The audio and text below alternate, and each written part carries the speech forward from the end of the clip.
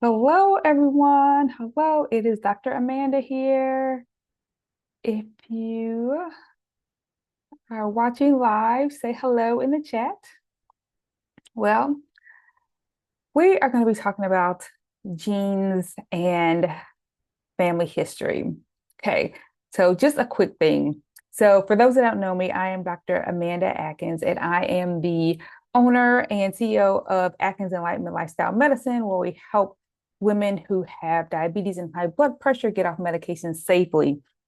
And a lot of times I hear people talk about how, well, their parents had, diabetes, or their grandparents had diabetes and heart disease and have high blood pressure, and they know that they are destined for the same type of thing. And I want to let you know today that that does not have to be the case. And I say that because I am that living example. I am a person that started out as an obese teenager.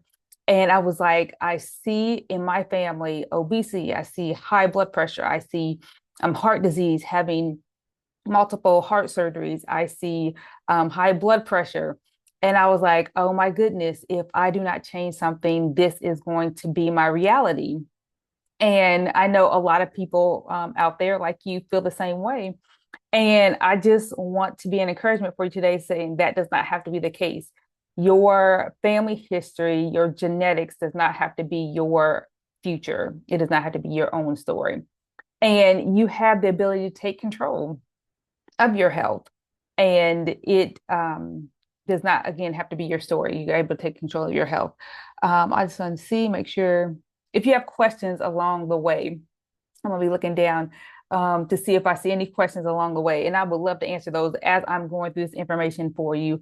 And I just pop on here just to encourage you to know, again, that your genetics, your family history does not have to be your own story. You can take control of your own health by just understanding a few daily simple habits that can shape your future. Okay.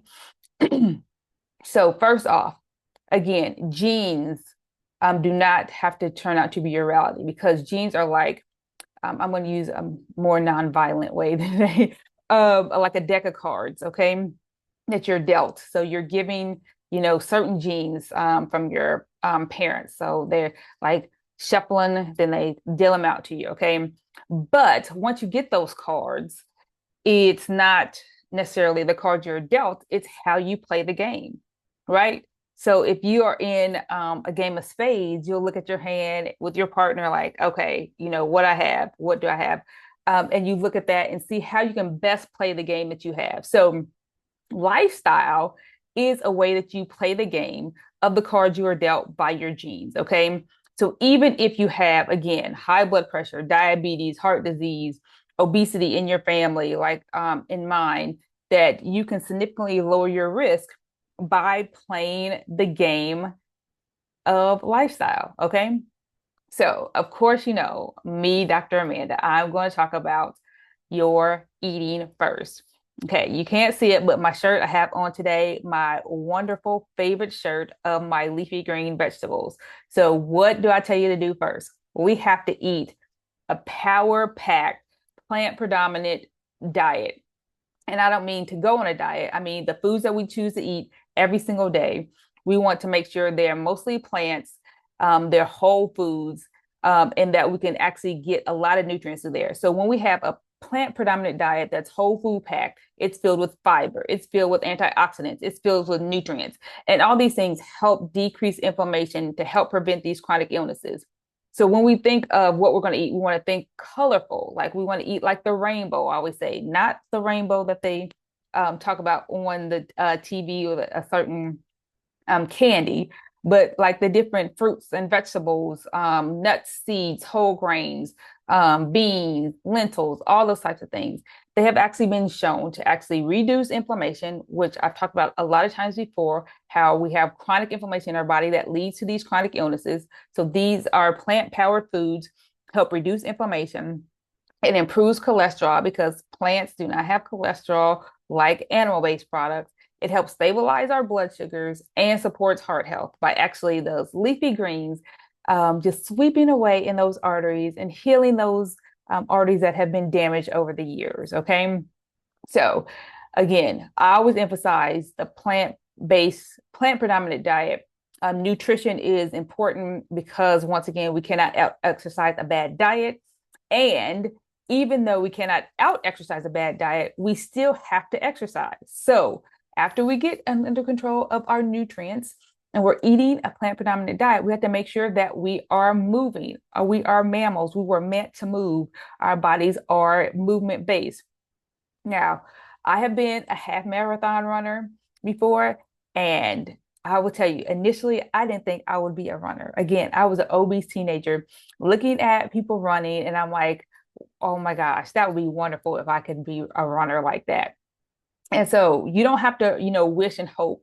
If that's something you want to do, you can be a runner. You can run marathons if you want, but you don't have to actually get the results of actually helping your actual blood pressure, your blood sugar, your weight. You do not have to be running marathons day in and day out, every single 3 months and training all the time. That's not the case. You just want to move your body simply as walking like 30 minutes a day. And I mean 30 minutes every single day. Because we want to get in a minimum of 180 minutes of exercise per week. And we want to be active also. So I want to also take this time to help you know the difference between being active and exercise. Okay.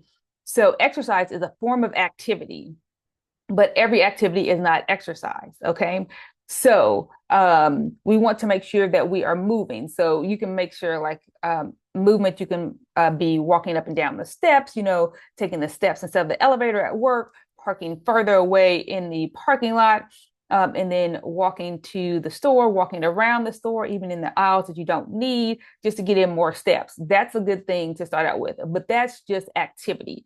And it's okay if you start there, but you want to make sure that you're also getting exercise. Exercise is a set time, purposeful movement that actually gets your heart rate up to where you can talk, but it's hard to talk. You can't sing, but and you can talk, but it's hard to talk because that really works your heart muscle. Okay. So that's the difference. So you want to be moving on a regular basis, but you also want to be exercising. And the exercising, that's where we want the 180 minutes of moderate to vigorous exercise.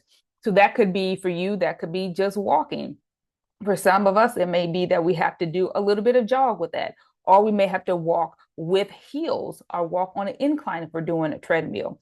So that's going to be very important. And I know you're like, oh my gosh, I've heard you say this all the time, all the time, all the time.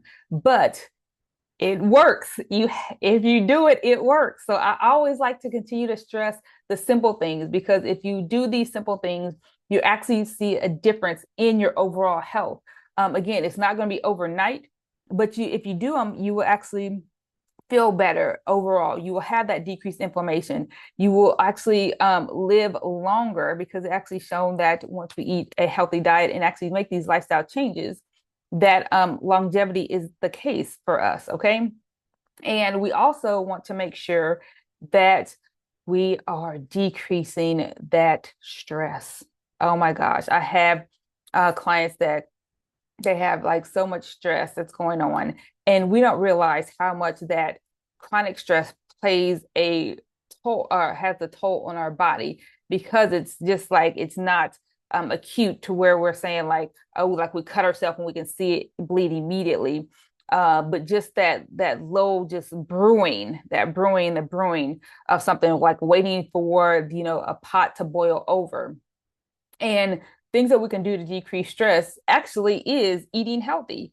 Like if we actually eat foods that decrease inflammation in our body and actually take the time, that our body will actually learn to decrease stress. We won't have those stress hormones that are in our body. And berries are very, very good for that. I always talk about leafy green vegetables, but berries are good for helping to decrease stress, helps with depression and anxiety.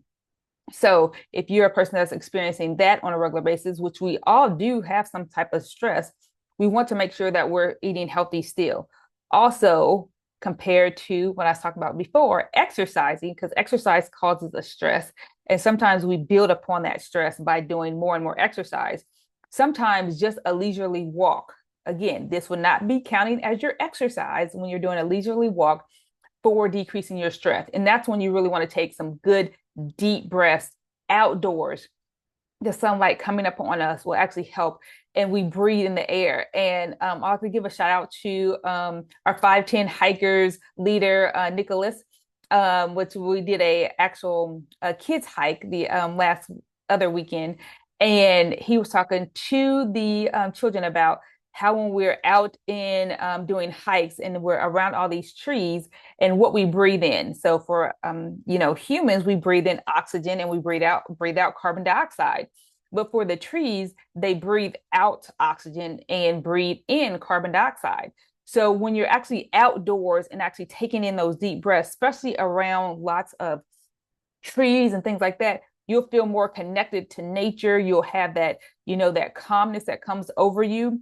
And so if you can actually do things outside, I know we're in some places that the weather is not always conducive to that, but even in the cold, even when it's like going to rain, you can get in a few little steps here and there that will actually help with decreasing your stress. Okay.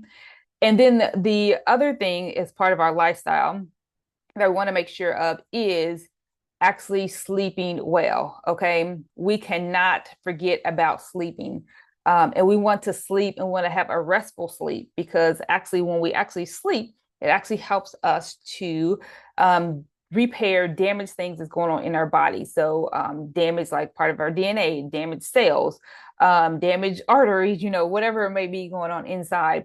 And it actually gives us time to our body naturally does a detox, like our liver and our kidneys when we breathe. When we actually repair that as we're sleeping, that actually helps us reduce our chronic illnesses also. Okay.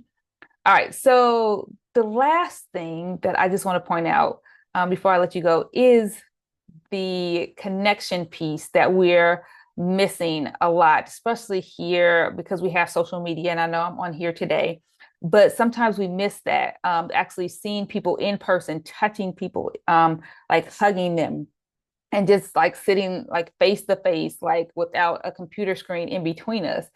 It is so impactful for our lives.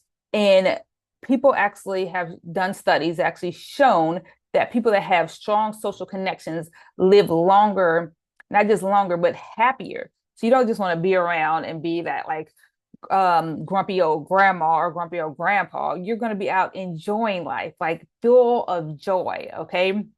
So don't forget that social connection. So to just to recap, so we want to make sure we're eating a plant predominant diet. I'm going to talk about that, right? I'm Dr. Amanda. That's what I talk about. We want to make sure that we're not only moving on purpose, but we're also exercising. And our goal is to get in at least 180 minutes a week of that exercise and try to spread it out over time. We want to make sure we're reducing that stress.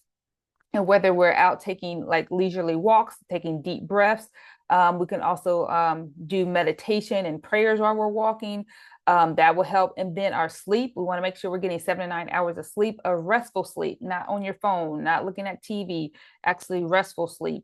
And then lastly, again, that social connection. So don't forget to connect with your community face to face if you can, without the screens in between. And then you will understand that your genes do not have to be your destiny. Even though you have this deck of cards that you were dealt, these cards in your hand, you can actually play the game with lifestyle and actually rock the hand that you were dealt. Okay. So change your family history by changing your own health. And I will be more than happy to help you do this at Adkins Lifestyle, Adkins Enlightenment Lifestyle Medicine at www.dramandamd.com. You can book an appointment with me and we can talk about all about your family history and how you can change this. So going forward, your children and grandchildren will be like, oh, I remember my grandma and grandpa were, walking up mountains at the age of 90. And I just want to make sure I continue to do that. So be an inspiration for your family. And I hope this blessed you like it blesses me, that I continue to go. So blessing health, y'all. And I look forward to seeing you all on the next video.